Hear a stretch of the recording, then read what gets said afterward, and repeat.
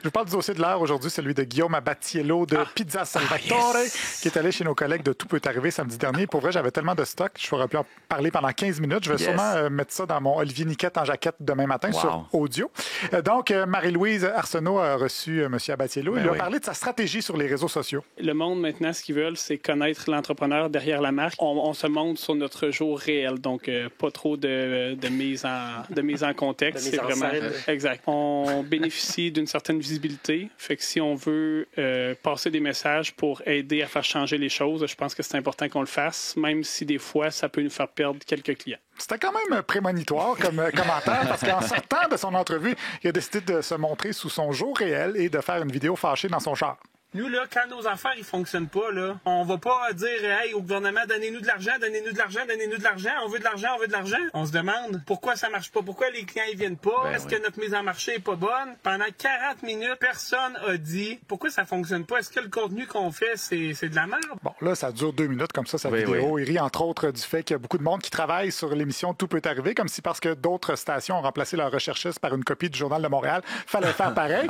Ce qui est quand même drôle, c'est que Pizza Salvatore a lui-même reçu des subventions du gouvernement du Canada pour élaborer un plan d'adoption numérique. Donc, c'est peut-être nos taxes qui ont financé sa stratégie de chialer contre les subventions aux artistes. Et tout le monde a parlé de cette histoire-là, avec chacun sa sensibilité pour dire le mot en M. J'ai fait un montage. J'invite les artistes à se demander si le problème, c'est ce qu'ils produisent n'est pas de la merde. Et le mot merde n'est pas tout à fait celui qu'il a employé. Et là, il dit, on fait de la merde, finalement. C'est sûr que si tout ce qu'il y a en tête, c'est de dire que c'est de la merde, blablabla. Je comprends pas pourquoi qu'on investit là-dedans, c'est de la merde, blablabla. Il a lancé un pavé dans la merde, peut-être, là.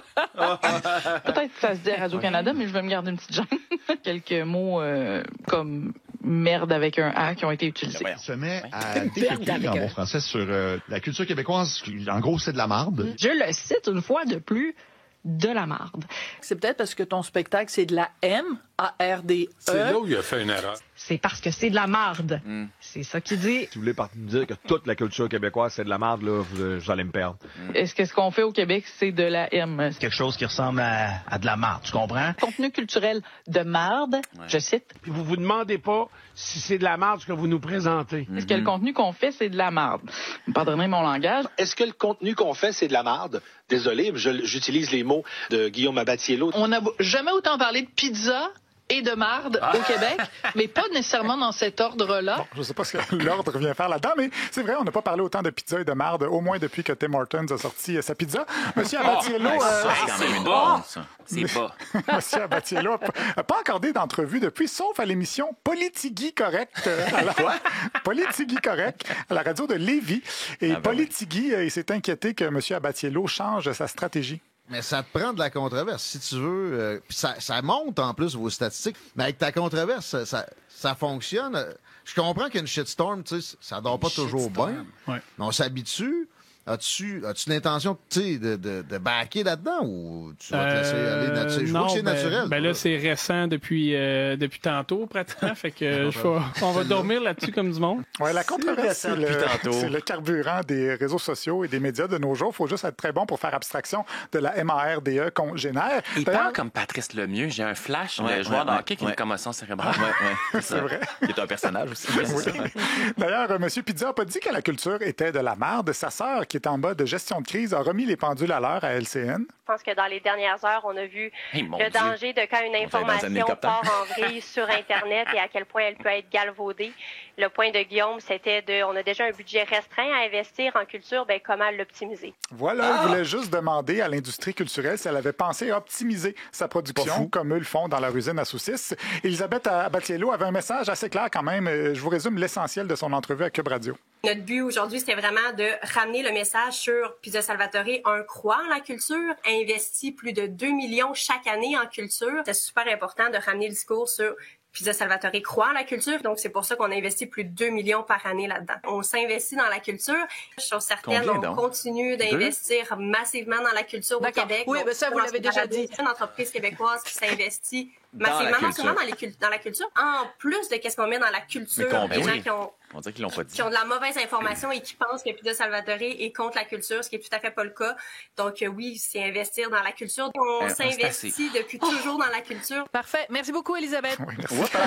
Donc, quand elle dit qu'ils encouragent la culture en passant, ça veut dire qu'ils achètent de la pub sur des balados, des émissions comme OD et L'amour est dans le presse. Donc là, Calinette encourage la culture en achetant des pubs dans la section art et spectacle de la presse. C'est vrai. Mais selon Mme Abatiello, Pizza Salvatore fait elle-même partie omniprésente de la culture. Pizza Salvatore fait partie omniprésente de la culture. Il y a même le bye-bye qui nous a comédié cette année. Oui, ils l'ont comédié comme étant vraiment gossant, mais ils l'ont comédié quand même.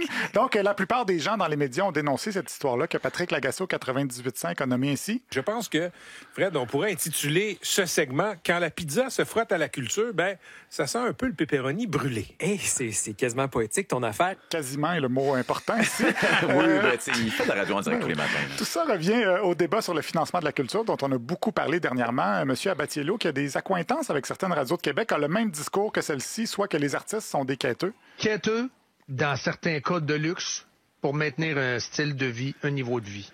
Tu fais de la peinture à l'eau avec ta bouche, sacrifice. Puis tu danses avec une flashlight en robe de chambre. Ben, c'est plate, mais il y a 22 personnes qui sont intéressées au Québec. C'est un peu drôle. Va travailler au Costco. 8h28 dans Montréal. Ça, c'était Dominique Moret de Radio X. Son co-animateur, Dan Gravel, lui, il y a 2 semaines, se moquait un petit peu d'une artiste qui voulait être payée pour son travail. Je sais pas si les gens se rendent réellement compte qu'on travaille pour de vrai puis que notre travail est important puis qu'on... Ben oui. Sais-tu quoi? On a vidé l'appartement de mes beaux-parents en fin de semaine. On a travaillé pour vrai, là. Mais le gouvernement ne nous a pas payé. Non. Personne ne nous a payé. Ah, il est payé, par contre, pour avoir ce genre de raisonnement-là, qui est vraiment une œuvre d'art. Et finalement, en après-midi, hier, M. Abatiello s'est excusé, le genre d'excuse « Désolé si j'ai vexé quelqu'un ». Il reste que tout ça, ça a ouvert un débat, comme l'expliquait Sophie Durocher à Cube Radio. Donc, il faut qu'on ait un débat sain et intelligent. Sain et intelligent. 2 mots que j'aime beaucoup. Merci, Sophie. On t'écoute. Parce que t'es les deux. 14h. Moi? Parce que t'es les deux. Ça m'arrive. Sain et intelligent. Ouais. Moi, en plus, j'ai des seins et je suis intelligente. Imagine, c'est le gros lot, toi, Jean. On se demandait. J'en ai 2! Deux seins en plus. Oui, c'est correct. C'est correct. Donc, parler de débat sain intelligent en étant le moins sain et intelligent possible, bel exploit quand même. Je vous remercie beaucoup, Olivier. Très, très gentil.